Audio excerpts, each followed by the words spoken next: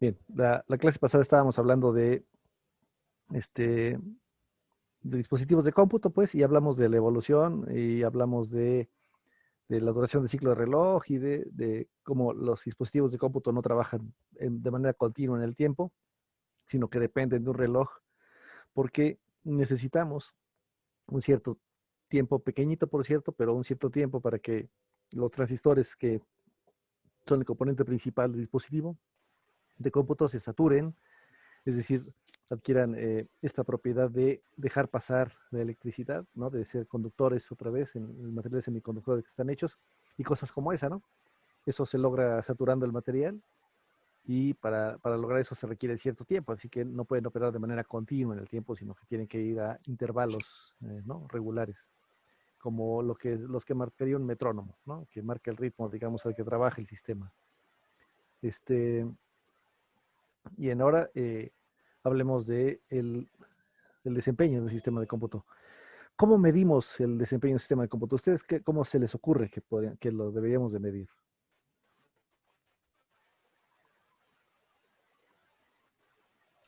Operaciones por segundo. Ah, mira, muy bien. Esa es una métrica, ¿no? Pero ¿cómo le haces para obtenerla, pues? O sea, ¿con qué pruebas? Pues lo que podríamos hacer es eh, ver a qué frecuencia está trabajando el reloj y pues obviamente la frecuencia del reloj nos va a dar la eficiencia del sistema, porque como las operaciones están regladas por el paso del reloj, pues entre más operaciones realice por segundo, pues es mucho más eficiente. Ah, ese es un criterio, por cierto. De hecho, lo vamos a considerar ahorita, la frecuencia de operación del reloj. Pero realmente, o sea, es un sistema de cómputo, entonces, ¿qué es lo que tiene que hacer o sea, en qué podemos medir su eficiencia? En términos, o sea, ¿qué es lo cuál es su labor fundamental? Y entonces, ¿con base en qué lo vamos a medir? ¿No? Esa es mi pregunta. Ah, César no puede ver la presentación. ¿Los demás tienen algún problema? No, No, ninguno. profe, sí lo veo. Oye, César, ¿y si vuelves no sé, si sales y vuelves a entrar o algo así?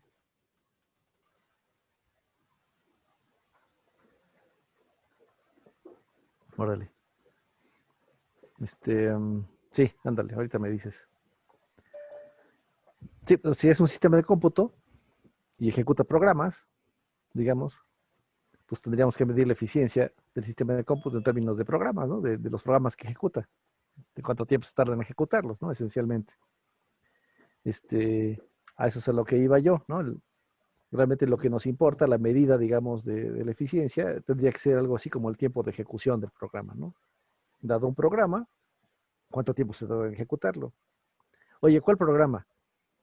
Por cierto, después vamos a abordar esto de cuál programa cuando hablemos justamente de medidas de veras, de medidas concretas de eficiencia, ¿no? Ya regresó César. ¿Cómo ves, César? ¿Ya estuvo?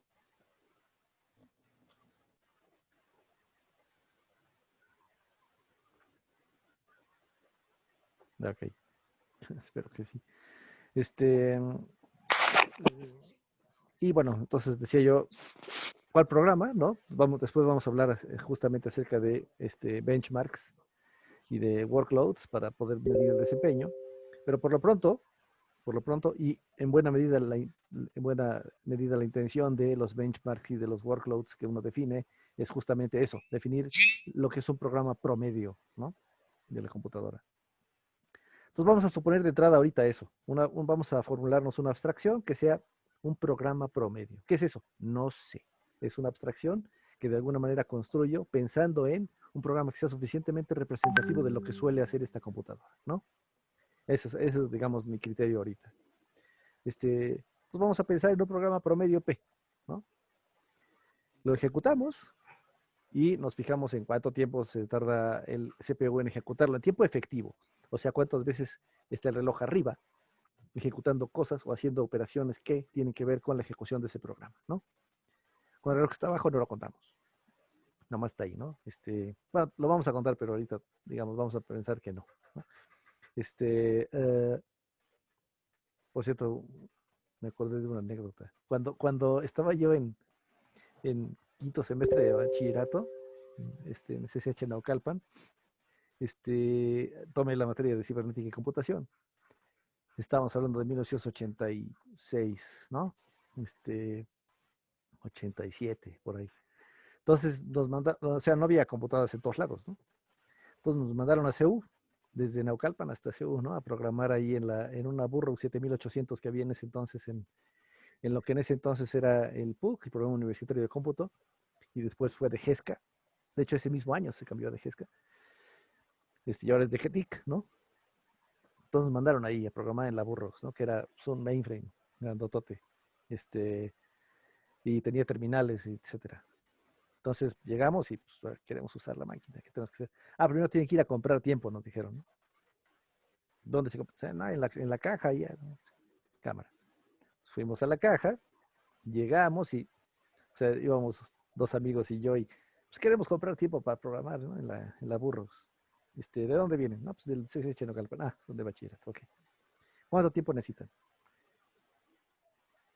Pues, no sé, pues para un semestre, no sé, ¿no? Ok, les voy a vender 3 minutos. Entonces, ¿qué? ¿3 minutos? 3 minutos, o sea, ¿qué vamos a llegar, nos vamos a sentar y nos vamos a levantar inmediatamente y ya, pues, ya valió gorro, ¿no? Oiga, yo no programo tan rápido, ¿no? Que lo voy a traer ya, o sea, se lo paso mentalmente a la computadora, ¿o qué hago, no? No, lo que pasa es que nos medían tiempo de CPU efectivo, ¿no? Dedicado a nuestro proceso en el procesador de la Burroughs, ¿no? Los 3 minutos era, ¿no? Un chorrísimo de tiempo. Nos sobró un chorro de tiempo, ¿no? Gastamos menos de un segundo en los programas que hicimos ese semestre, ¿no? Entonces, bueno, a ese tiempo es al que me refiero, a tiempo efectivo de procesamiento, ¿no? En el programa estamos ejecutando. Entonces, bueno, vamos a suponer que este programa promedio P se tarda un cierto tiempo, T subíndice P, en ejecutarse. ¿Cómo medimos ese tiempo que se tarda en ejecutarse? Bueno, primero vamos a poner un poco de contexto, ¿no?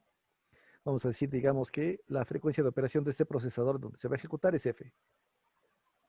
O sea, el número de gigahertz o de hertz o de lo que quieran, ¿no? La frecuencia de operación es F. Por supuesto, equivalentemente, pues la duración del ciclo de reloj es 1 sobre F, ¿no? Acuérdense que es el inverso uno del otro. La duración del ciclo es el inverso de la frecuencia. Si es 1 gigahertz, entonces es un nanosegundo la duración del ciclo, ¿no? 1 por 10 a la menos 9 y 1 por 10 a la 9, ¿no? Cámara. El programa, digamos, además, este programa promedio está constituido de un cierto número de instrucciones, vamos a decir que es I subíndice P, I de instrucciones subíndice P, ¿no? Ese es el número de instrucciones que tiene este programa P. Y bueno, vamos a decir que cuando lo ejecutamos, el número total de ciclos de reloj que transcurren desde que P inicia y hasta que termina es C subíndice P, ¿no? Vamos a suponer eso.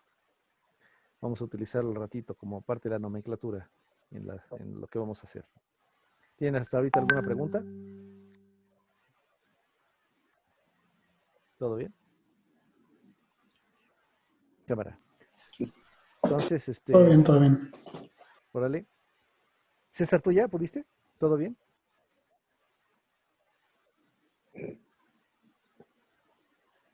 Bueno, yo supongo que sí. Sí, ok, muy bien.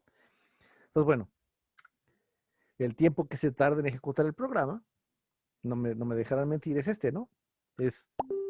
Si se fijan, es el número de ciclos de reloj que se tarda es C subíndice P, ¿no? C subíndice P. Y luego la duración de cada uno de esos ciclos en segundos es D. Así que entonces el número de ciclos que se tarda, que es C subíndice P, multiplicado por la duración de cada ciclo, pues es el tiempo total que se tarda. Pues sí, ¿no? ¿Están de acuerdo conmigo? Por cierto, como D es el inverso de F, entonces podríamos reescribir esto como C subíndice P sobre F, ¿no? Es exactamente lo mismo, solo que cambiando D por 1 entre F, porque son lo mismo, ¿no? Cámara. Hasta aquí vamos bien. Y si en algún momento tienen alguna pregunta, me interrumpen. Es importante. Esta parte es como fundamental en todo el curso, ¿no? Entonces, bueno, esto mide entonces el tiempo de ejecución del programa P en la computadora. El programa P, recordemos, es un programa promedio. Es una cierta abstracción que acabamos de construir y que me dice cuánto tiempo se tarda en ejecutarse un programa suficientemente representativo de lo que suele hacer esta computadora. Por poner un ejemplo de esta medición que tenemos aquí, imagínense que tenemos un procesador a 1.25 GHz y que ejecutó un programa y que se tarde, digamos, 7 millones de ciclos en ejecutarse este programa, ¿no? Entonces, bueno, la duración de ciclo es 1 sobre 1.25 GHz, o sea, 1.25 por 10 a la 9, ¿no? Eso en segundos. Así que D es 0.8 nanosegundos, ¿no? Haciendo las cuentas. Bien, luego el tiempo que se tarda entonces el programa en ejecutarse, de acuerdo con la formulita que pusimos aquí, es el número de ciclos que se tarda, 7 millones, o sea, 7 por 10 a la 6. Multiplicado por, pues, la duración de ciclo, que es 0.8 nanosegundos, ¿no? O sea, 0.8 por 10 a la menos 9 segundos. En total, 0.0056 segundos, ¿no? O sea, 5.6 milisegundos es lo que se tarda en ejecutar el programa, ¿no? ¿Hasta aquí está todo claro?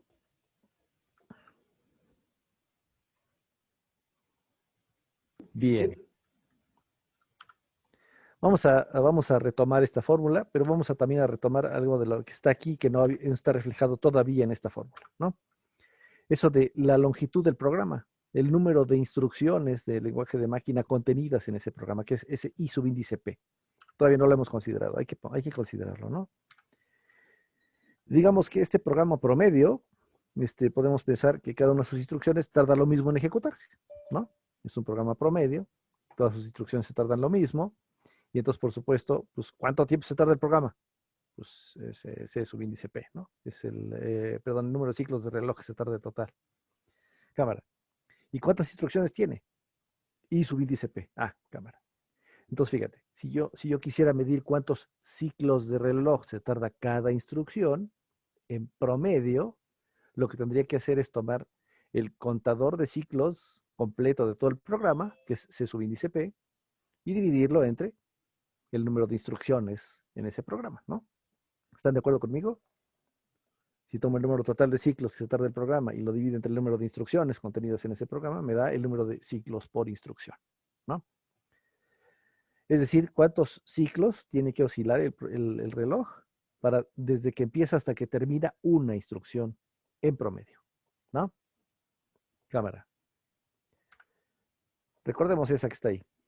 Esa de C subíndice P es igual al contador de instrucciones por el número de clocks per cycle, no, ciclos por instrucción, perdón, ciclos por instrucción. Sí, CPI también se lee bien en inglés, es clocks per instruction, ¿no? Bueno, vamos a regresar a esta de acá. El tiempo de ejecución del programa es la que está hasta arriba, ¿no? Es el número de ciclos totales que ocupa la ejecución del programa multiplicado por la duración del ciclo, y habíamos dicho eso es igual al número de ciclos totales del programa entre la frecuencia.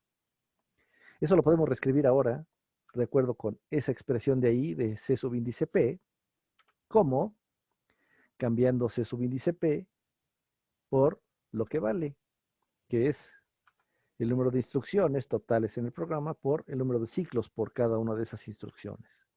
Entonces, el tiempo total de ejecución del programa es, finalmente, el número de instrucciones que tiene el programa por el número de ciclos que ocupa cada una de esas instrucciones por la duración en tiempo, en segundos, en nanos, etcétera, de cada uno de esos ciclos.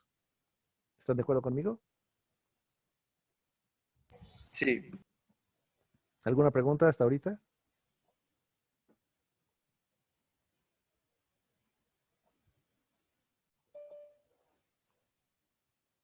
Bien. Equivalentemente lo puedo reescribir así.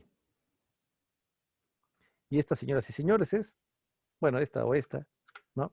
Es la ecuación fundamental de desempeño de un sistema de cómputo. Y nos va a decir todo acerca de un sistema de cómputo. Esa simple ecuación Nos va a decir absolutamente todo. Recordémosla. El tiempo total de ejecución de un programa, por supuesto, es una medida del desempeño. Entre más chiquito, mejor. Es una medida lower is better, ¿no? Es mejor mientras más pequeño es el tiempo. El tiempo total de ejecución de un programa promedio P en el sistema de cómputo está dado por el número de instrucciones totales contenidas en el programa P, instrucciones de lenguaje de máquina.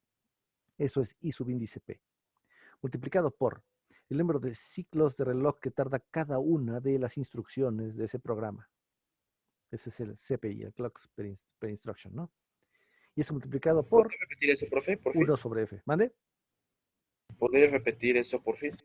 Sí, ahorita repito todo, ¿no? Eso multiplicado por 1 entre F, ¿no? 1 sobre la frecuencia de operación. Sí, decía yo, este es el tiempo total de ejecución en tiempo, en unidades de tiempo, en segundos, etcétera, ¿no? De un programa promedio P. Y consiste en tomar el número total de instrucciones que tiene el programa, de instrucciones de lenguaje de máquina, de ese programa P.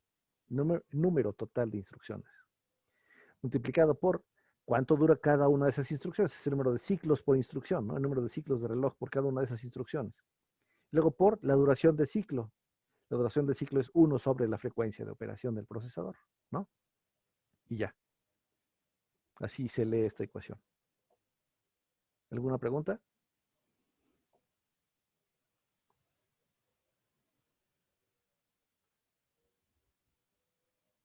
Son 3 factores. Los 3 son igualmente importantes, por cierto.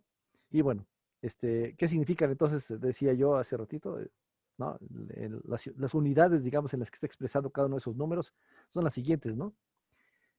Y subíndice P es el número de instrucciones en cada programa, o el número de instrucciones en el programa promedio, pues, ¿no? Entonces, es número de instrucciones por programa.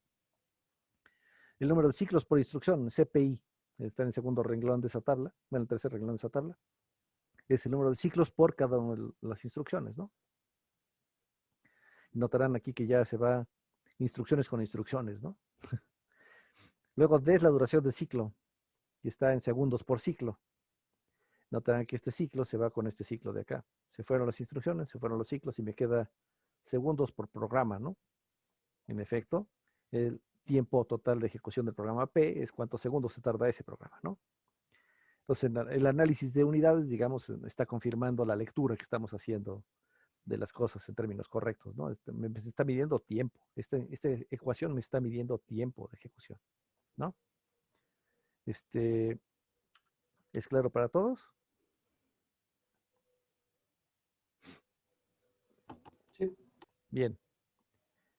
Entonces, bueno, de acuerdo con esta ecuación, hay 3 factores involucrados, decía yo, el número total de instrucciones en el programa, el número de ciclos por cada una de esas instrucciones individuales, en promedio, y la frecuencia de operación, o el inverso de la frecuencia de operación, que es la duración de ciclo del reloj, ¿no?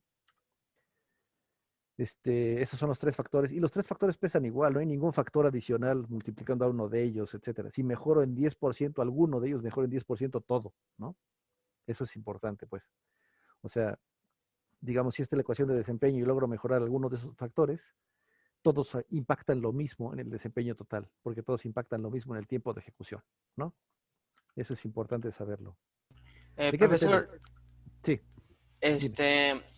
¿no ve que hay 3 factores? El tercer factor se refiere a los gigahertz que El tercer tiene. factor se refiere a los gigahertz, en efecto, sí. ¿Sí? Ah, ok. Es 1 sobre los gigahertz, de hecho. Ah, ok. Nada más eso. Ujú. Quieres Si lo confirmar. vemos así, es 1 sobre los gigahertz. Si lo vemos así, como está aquí, es nanosegundos, ¿no? Si son gigahertz, son nanosegundos. La duración de ciclo son nanosegundos. ¿Qué valores pueden tomar? Pregunta Eric. ¿A qué te refieres, Eric? Perdón.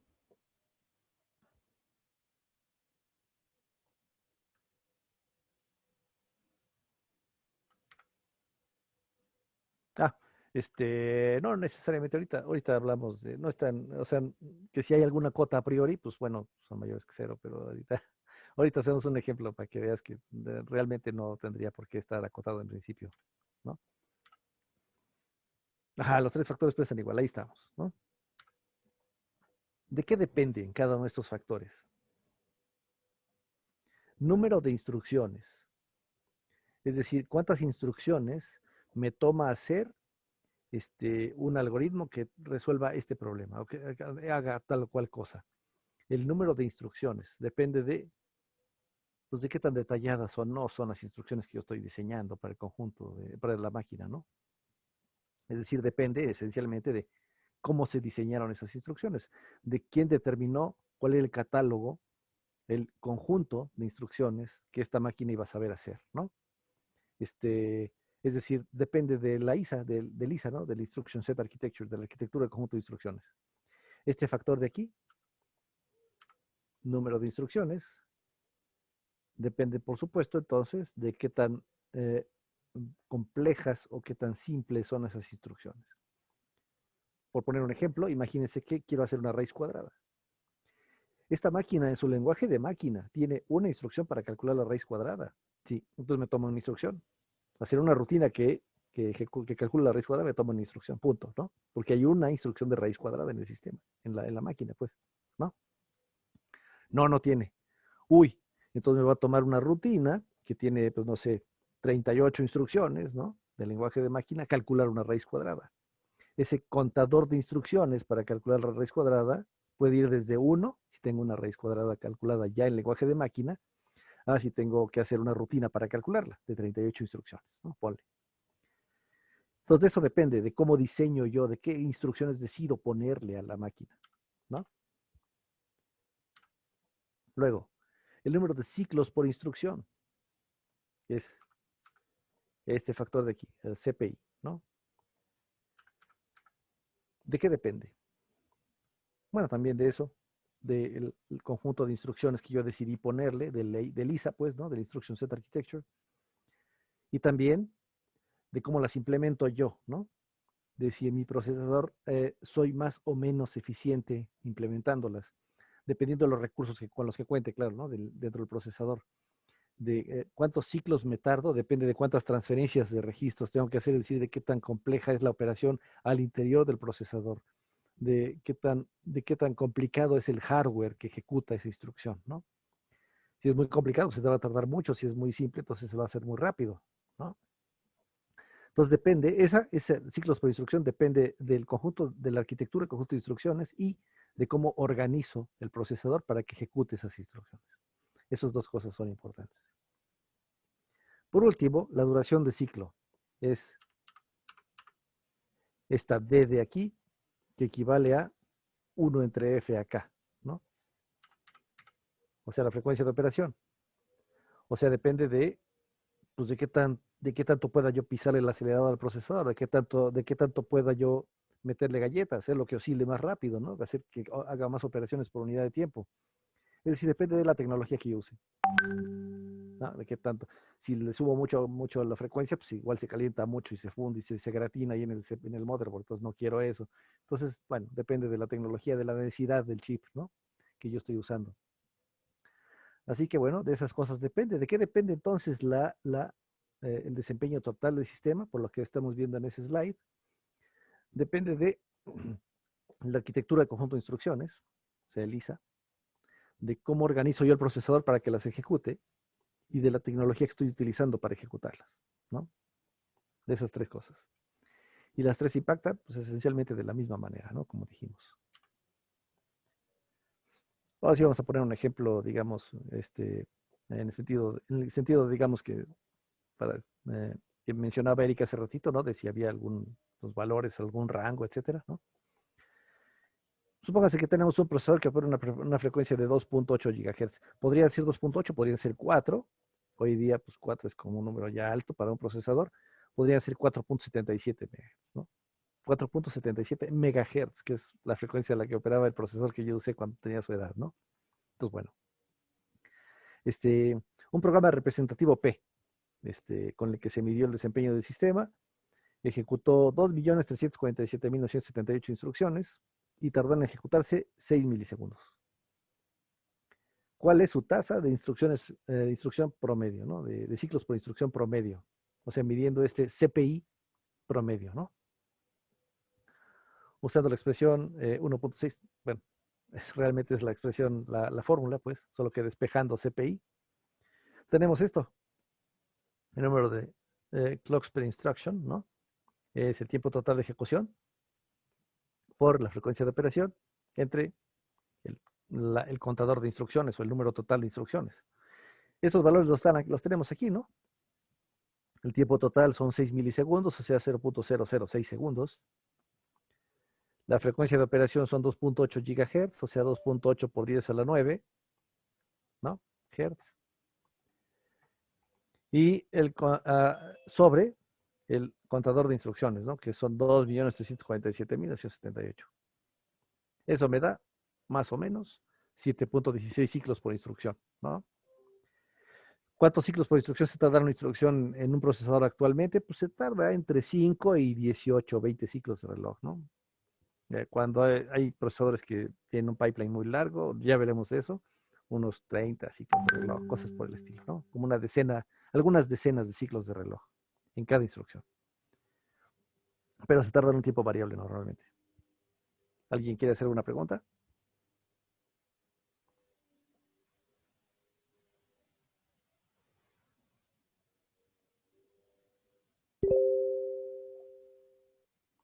Cámara.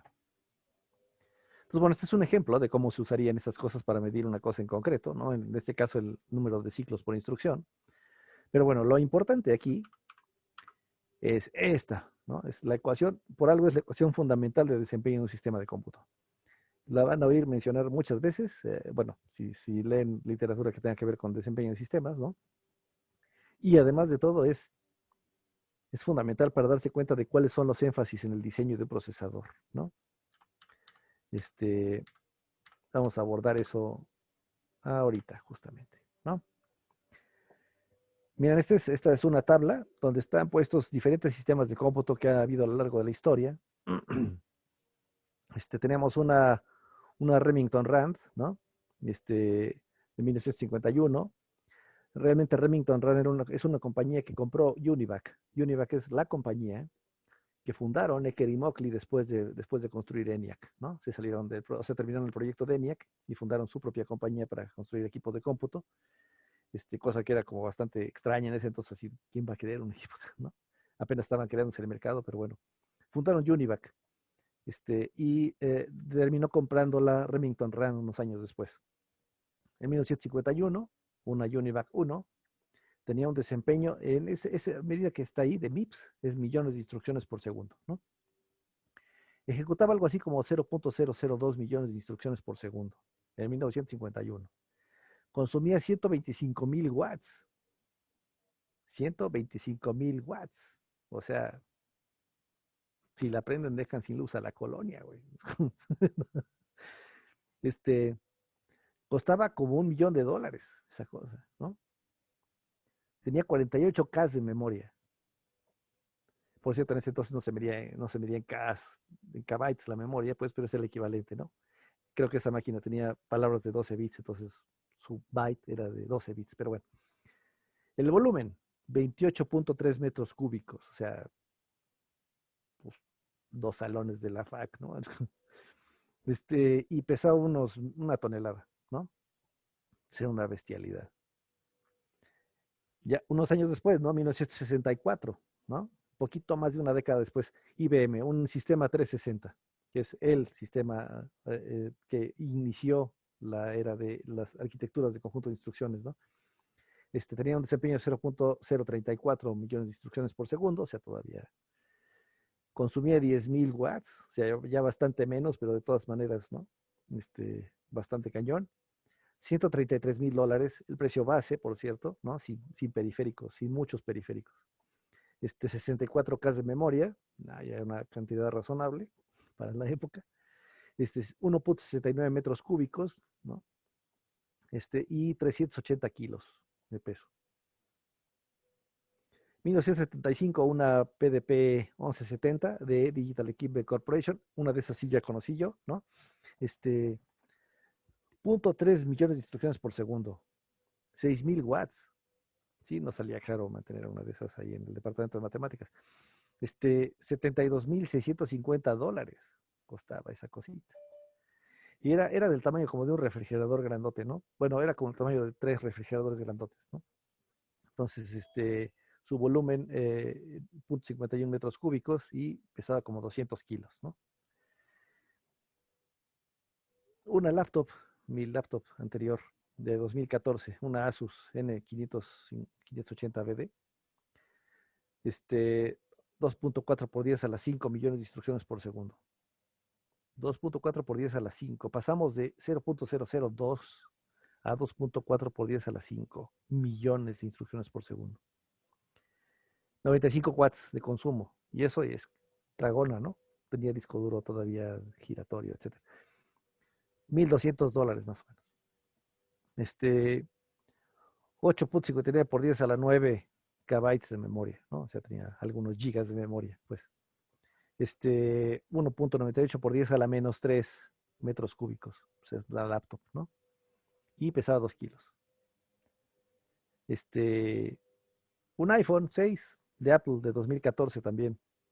Puede hacer unos 25,000 millones de instrucciones por segundo. Consume 3 watts. Salía como en $500. 1 por 10 a la 9 kilobytes de memoria, ¿no? O sea, 1 giga. 5.74 por 10 a la menos 5 metros cúbicos. Es un teléfono celular chiquito. Y 0.129 kilos, ¿no? 129 gramos. Entonces, en esa tabla, lo importante de esa tabla es ver la evolución, ¿no? Es ver cómo ha ido creciendo el desempeño en millones de instrucciones por segundo, cómo se ha reducido el consumo, órdenes de magnitud, cómo se ha reducido el precio, órdenes de magnitud también, cómo ha crecido la memoria en desempeño, bueno, en tamaño, ¿no? Y se ha reducido, por supuesto, el volumen y el peso, ¿no? También. Y a la par que eso ha ocurrido, también ha ocurrido, bueno, lo que se nota en la columna de precio, ¿no? Una disminución notable en el costo, digamos, del equipo de cómputo, ¿no? ¿Qué fuerzas impulsan esta mejora que es evidente en esa tabla? Estas tres en general son las fuerzas motoras de la evolución de los dispositivos de cómputo, ¿no? Siempre los dispositivos de cómputo tienen que venderse, así que hay exigencias en el mercado al que van dirigidos. Por supuesto, también está la evolución de la tecnología que puedo emplear para construirlos, y eso impacta en las mejoras que pueda haber en el desempeño y en los costos. Y por supuesto, las innovaciones y lo que se me puede ocurrir en las cosas que tienen que ver con el diseño de los conjuntos de instrucciones que ejecutan esos procesadores y la organización de los procesadores, ¿no? La evolución del mercado, fíjese, nada más, o sea, por empezar con la primera de estas, ¿no? Pues decía yo en algún momento, no me acuerdo si en esta clase o en la otra, pero decía yo que un usuario típico de un sistema de cómputo en 1964 pues era pues, un ingeniero o un científico, ¿no? Alguien que sabía, de hecho, cómo estaba construida la máquina, o un programador experto de una dependencia gubernamental enorme, ¿no? Que manejaba la nómina de no sé quién, o cosas por el estilo, ¿no? Y hoy día un usuario de cómputo típico es una persona típica, ¿no?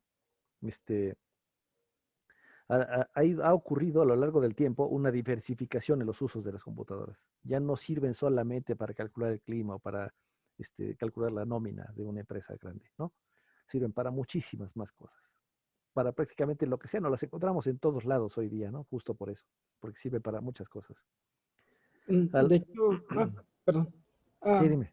Pues de hecho, Steve Wozniak, cuando se propuso a construir el Apple One, que fue la primera computadora de Apple, Steve Jobs, bueno, contaban que se le quedó viendo y le dijo, ¿y para qué diablos alguien querría una computadora en su casa? O sea, lo que acabas de hacer está muy bonito, pero no tiene sentido. O sea, no hay razón, no hay una razón esencial por la cual una persona querría tener una computadora en su casa en 1980.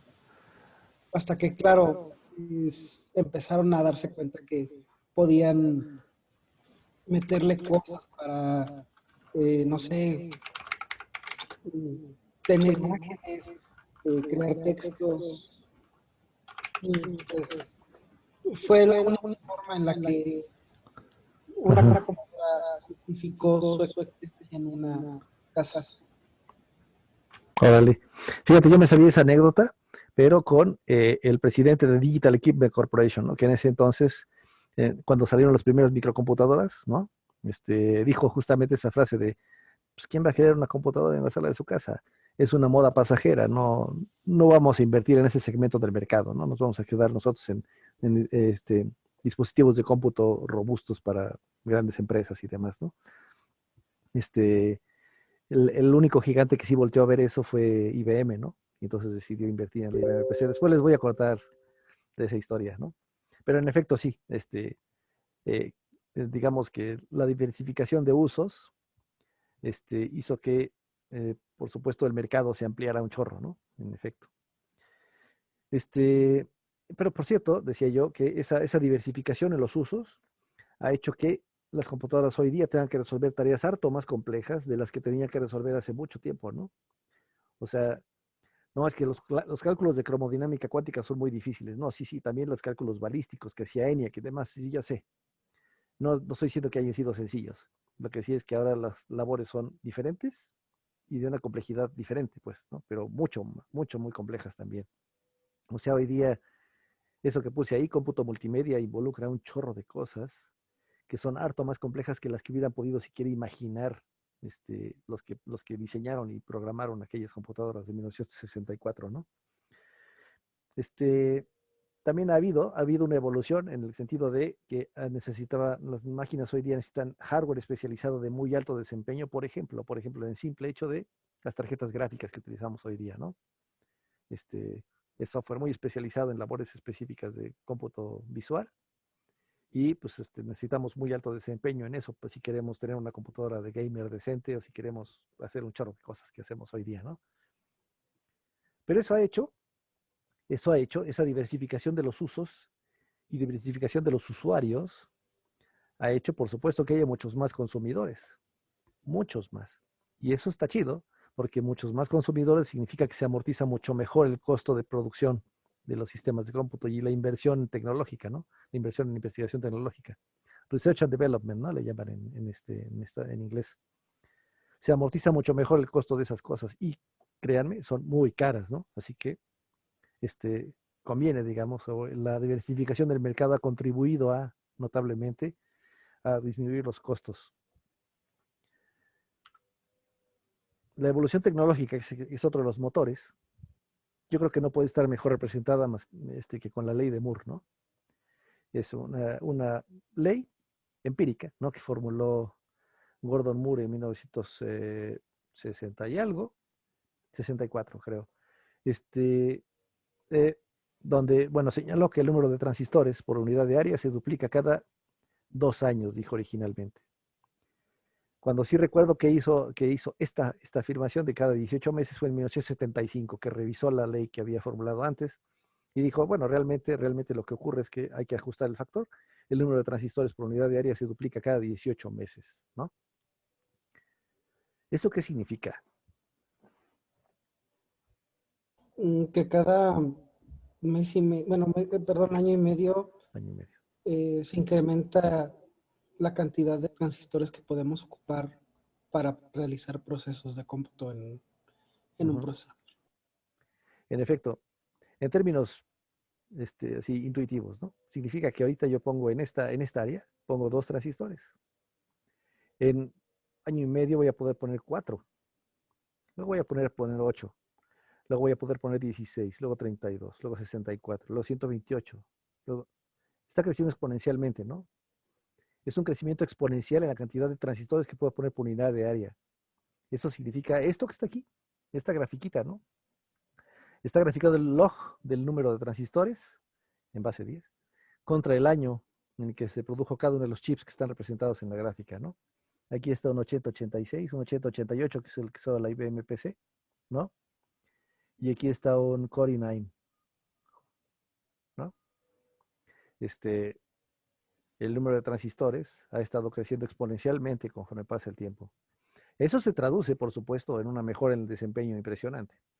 No exactamente o no exactamente con el mismo factor exponencial que o sea, el crecimiento exponencial en la cantidad de transistores significa un crecimiento exponencial también en el desempeño, pero no equivalente, ¿no? Este, eh, luego hablamos de eso. Bueno, esto significa entonces que puedo poner muchos más transistores por unidad de área y esos transistores van a trabajar y van a hacer cosas y van a hacer cómputo, pues, ¿no? Entonces está chido. Por sí sola es útil, pero necesita otra cosa aparejada, la evolución tecnológica determinada por la ley de Moore.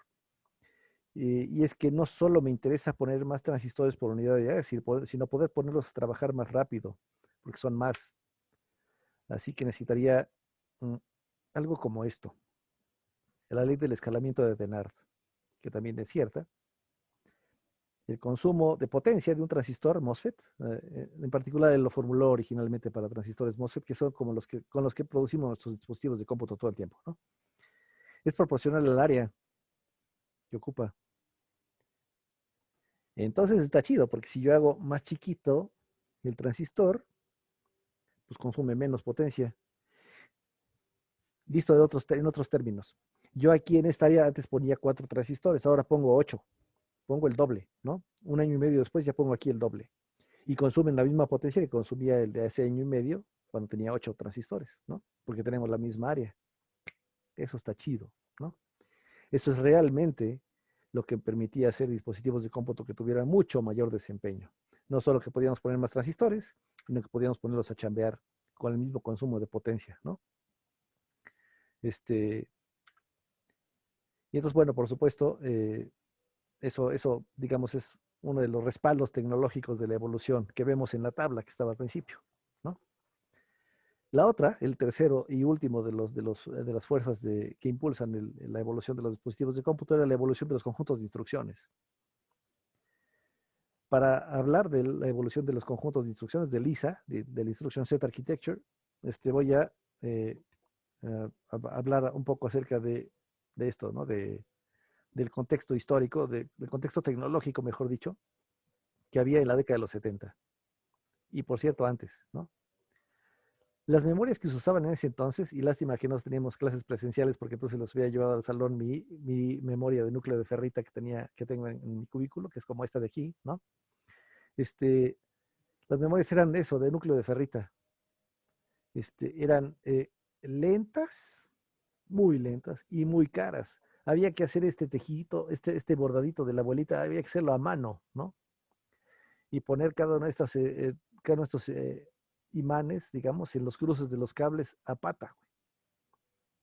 Entonces no podías tener mucha memoria en un dispositivo de cómputo. Era cara y era lenta.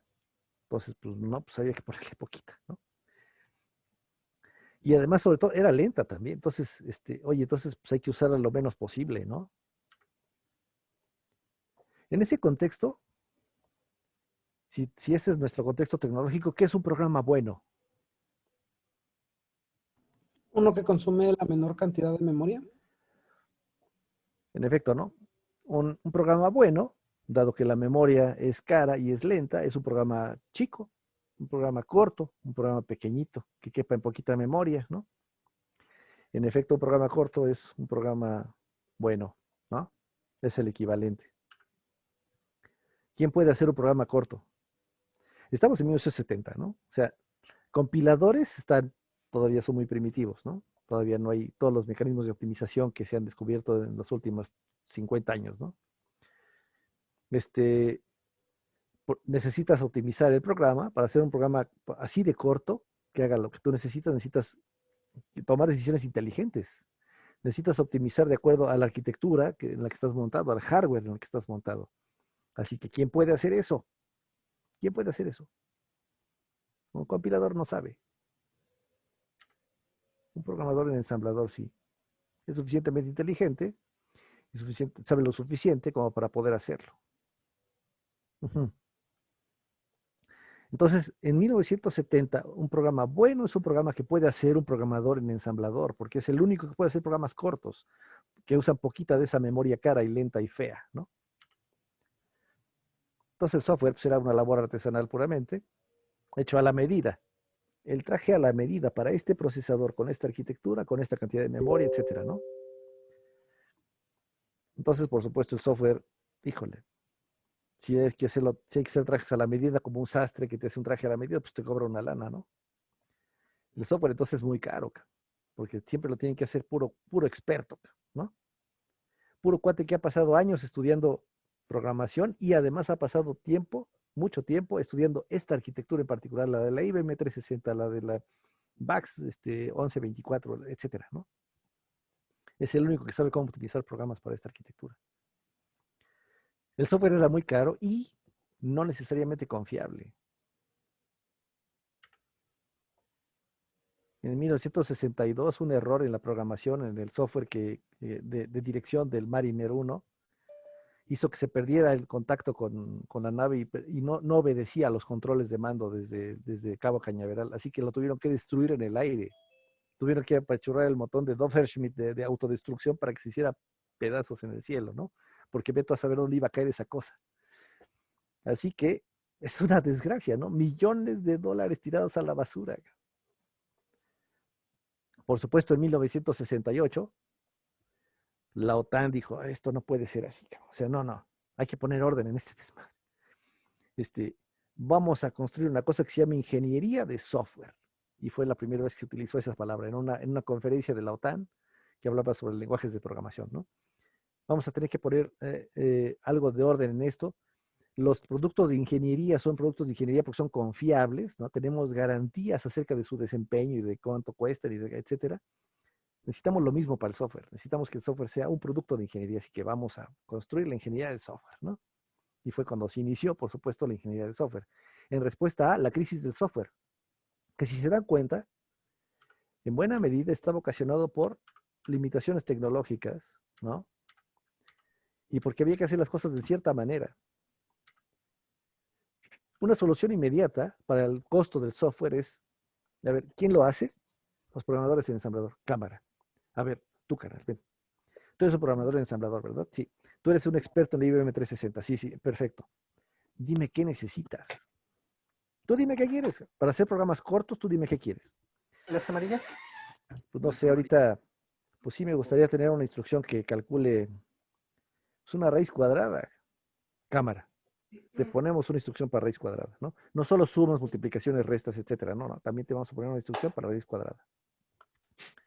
¿Tú qué quieres? No, pues pues me gustaría poder acceder a los datos en la memoria que tengo guardados y están en un arreglo tridimensional, pero pues está por supuesto en un bloque de memoria contigua para no gastar mucha memoria, los guardé así.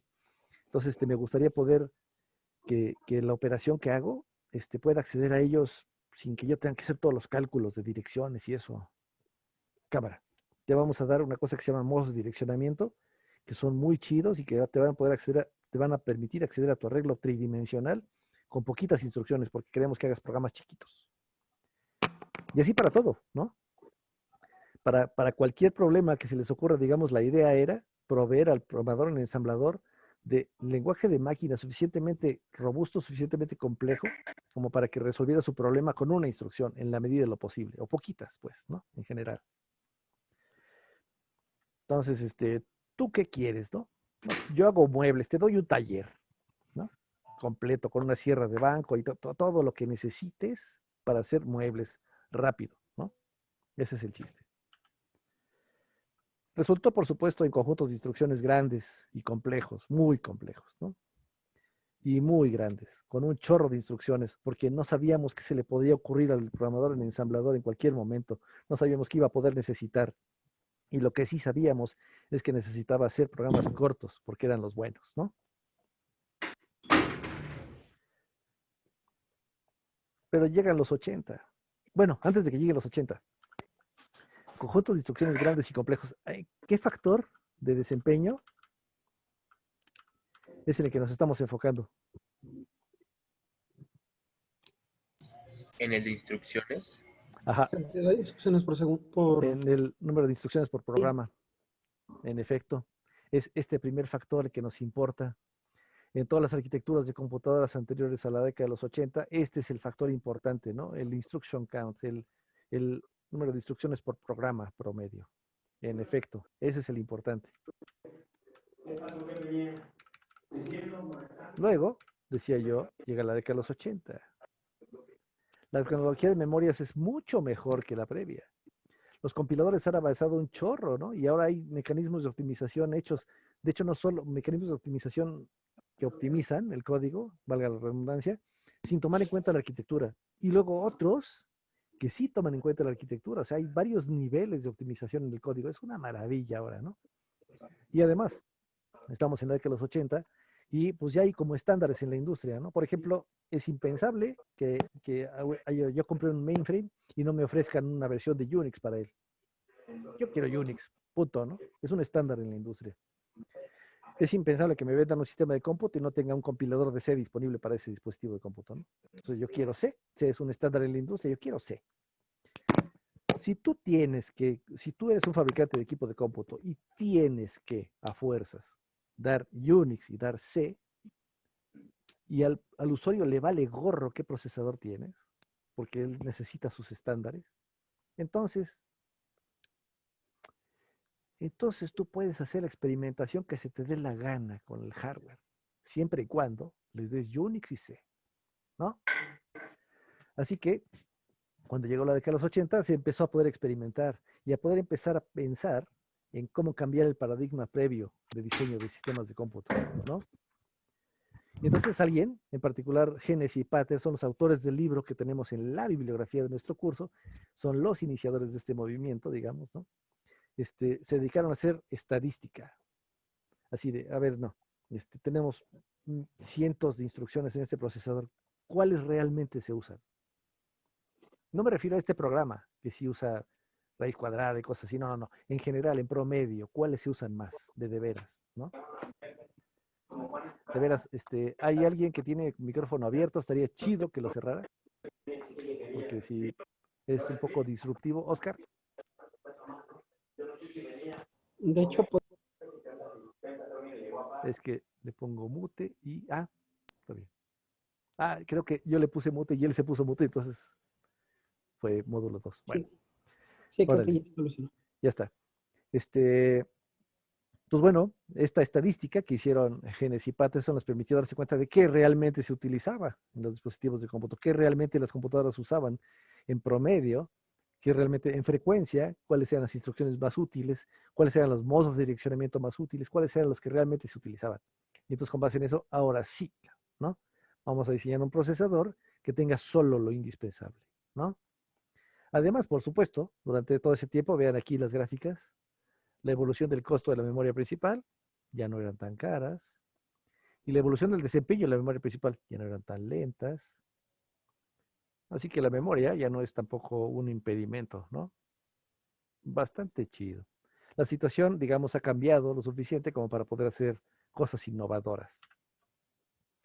Para replantear el panorama, replantear el paradigma de diseño de los conjuntos de instrucciones, de hecho. Si antes tú te estabas enfocando en lograr que el programador, en ensamblador, tuviera muchas instrucciones para poder hacer programas cortos, ahora, pues te vale gorro, ¿no? ¿Cuáles instrucciones de veras se usan? Vamos a hacer esas bien. Después vamos a ver por qué justificación formal hay para eso, pero bueno, ¿se puede simplificar? ¿Qué se puede simplificar? Pues vamos a simplificarlo. Y entonces surgió un nuevo paradigma de diseño de arquitecturas de computadoras que se llamaba arquitectura de conjunto de instrucciones reducido. Reduced Instruction Set Computer. Por supuesto, cuando surgió esta, se bautizó el paradigma anterior, ¿no? Y se le puso Complex Instruction Set Computer, ¿no? Entonces, durante los 80, vivimos la batalla entre RISC contra CISC, ¿no? ¿Qué procesadores son mejores? Etcétera. Y aquí pueden ver quién ganó. Antes de 1986, antes de que surgiera el paradigma RISC comercialmente con galleta, digamos, ¿no? El crecimiento de desempeño de equipos de cómputo al año era de 25%. Durante la década de los 80 y poco más allá, ¿no? Bueno, de los 90 también, hasta llegar cuando el paradigma RISC se fortaleció, el crecimiento del desempeño del equipo de cómputo era de 52% al año. No, la mejora o el incremento en el rendimiento de los equipos de cómputo durante la década de los 80 y los 90 y parte de los 2000 no se lo debemos a innovaciones tecnológicas solamente, se lo debemos y de manera más relevante aún al cambio en el paradigma de diseño de los conjuntos de instrucciones de las computadoras de la época, ¿no? El ganador, por supuesto, fue RISC y las mejores computadoras, las de mejor desempeño de esa época, se hicieron utilizando el paradigma RISC, ¿no? Por supuesto, en ese entonces era como impensable, ¿no? Regresando a nuestra ecuación de desempeño, el enfoque original era atacar este factor de aquí. Y RISC, ¿a cuál creen ustedes que se enfocó? ¿A la frecuencia? La frecuencia fue un efecto colateral, en efecto, pero no era el principal. El CPI. En efecto, el CPI. Sí, el enfoque de RISC de hacer poquitas instrucciones, poquitos modos de direccionamiento, etcétera, estaba enfocado a hacer que las instrucciones se ejecutaran más rápido, a que el número de clocks per instruction sea muy cortito. En efecto, toda máquina RISC se tardaba pues, unos 5 o 6 ciclos de reloj, ¿no? En ejecutar cada instrucción. Mientras que las computadoras de la generación previa, las máquinas CISC, pues tenían pues, de 6, de 8, ¿no? A 32, 42 ciclos de reloj, ¿no? Una barbaridad así. Entonces, en efecto, el factor de enfoque del paradigma RISC es este. Pero entonces, les valió gorro este. Y entonces muchas personas desconfiaban del paradigma RISC al principio porque decían, no, pero es que si tú haces eso, lo que vas a hacer es que vas a ocasionar que crezca este factor. En efecto, un programa en una computadora que tiene muy poquitas instrucciones, un programa para calcular la raíz cuadrada, va a tener esas 48 instrucciones que no queríamos, ¿no? Pero el chiste es que RISC fue suficientemente bien diseñado como para que pagar el precio valiera la pena. Como siempre, había una relación costo-beneficio conveniente, ¿no?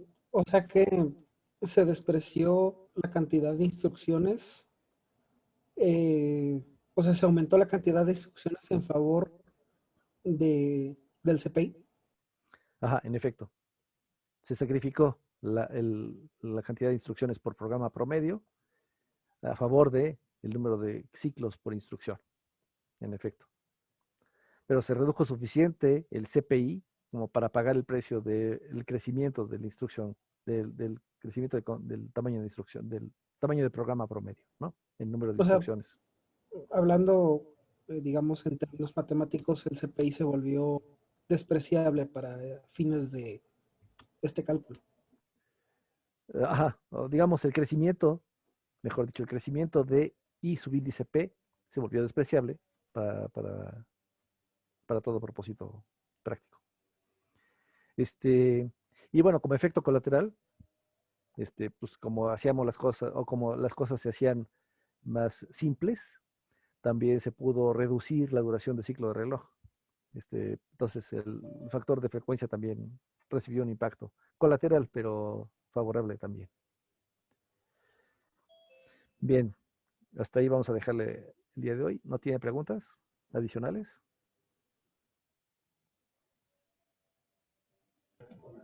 No, todo bien, profe. Perfecto. Solo una pregunta. Sí. Si C se creó por ahí de 1960 y algo, su boom empezó hasta los 80s.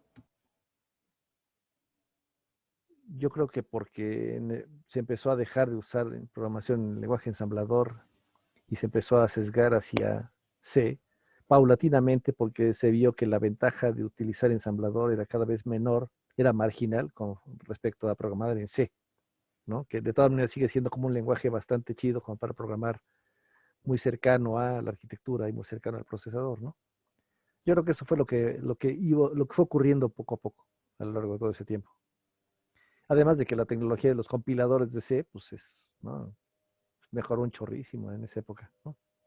Entonces hacía código bastante más óptimo que el que podía hacer una década antes.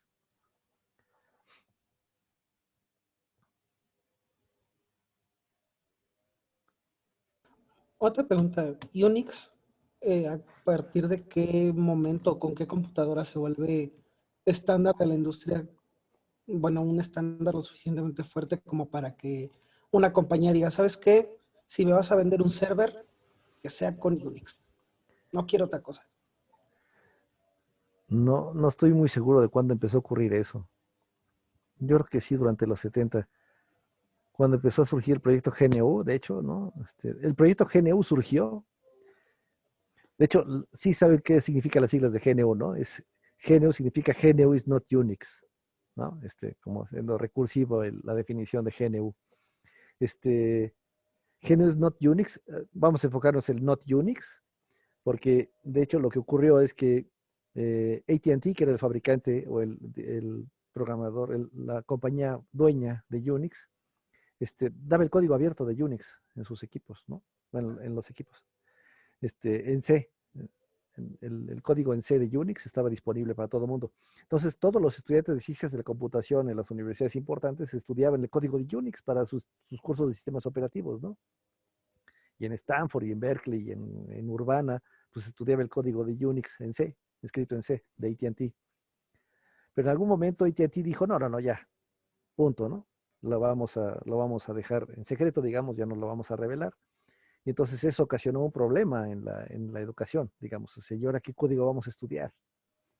Y entonces fue cuando surgió el proyecto GNU, como un mecanismo de rehacer Unix desde cero para que estuviera disponible el código, para que todo el mundo lo pudiera ver, no solo para estudiar, sino también para modificarlo, para hacer nuevas versiones, para etcétera, ¿no?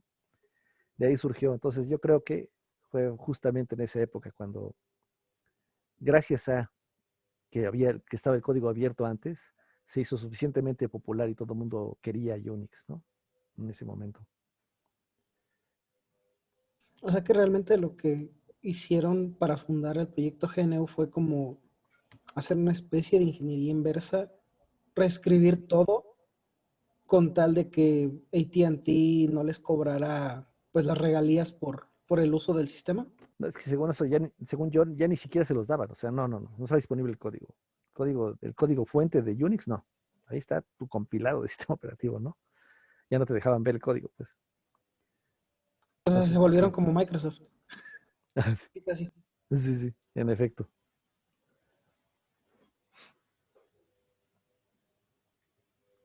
¿Sale otra pregunta o algo?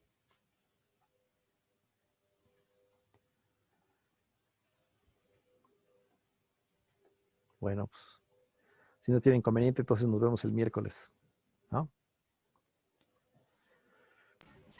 Mañana sí hay laboratorio, ¿verdad, profe? Sí, Vale, gracias. sale. Ahí se Gracias. ven. Hasta luego. Órale. Hasta luego, profe. Nos vemos. Que estén bien, muchachos. Si Gracias, necesitan algo, profe. estamos en el chat.